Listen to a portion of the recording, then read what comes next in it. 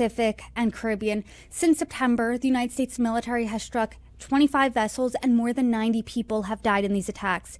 There's a lot of scrutiny on one of the attacks, the September 2nd one. It was a double tap strike.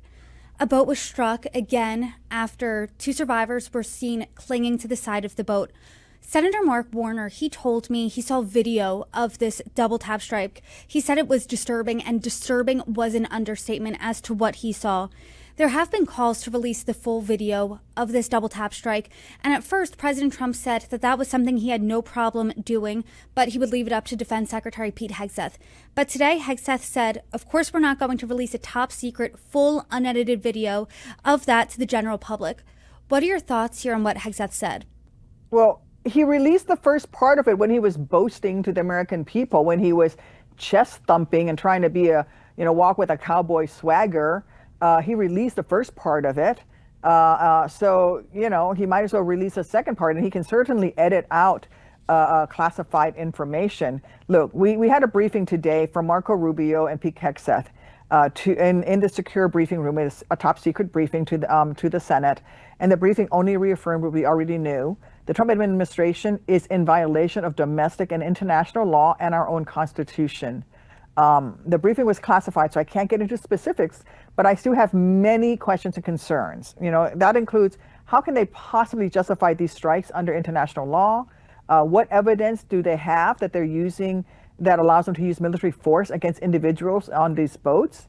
I can't, the fact that I can't talk about many of these issues is part of the problem too. This is how they hide the facts from the American people. And I'm really concerned that they're using classification to hide and to prevent the American people from having transparency, which we deserve from the people that represent us and who are supposed to be serving us.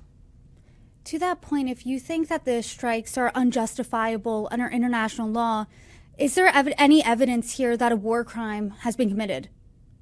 Well, listen, it's illegal and under the fact that they killed 2 people with a second strike who were in the water clinging to half of a boat with no access to any communications equipment, according to the admiral who briefed this, and this is available in public reports.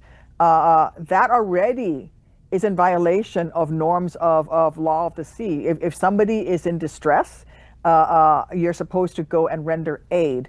As a pilot, I worry about what we're doing to put American pilots in jeopardy, because under the Geneva Convention and international law of the sea, if an airman is shot down and you're floating on a raft in the middle of the ocean, even if you have a radio, you are not allowed to go back and just kill them.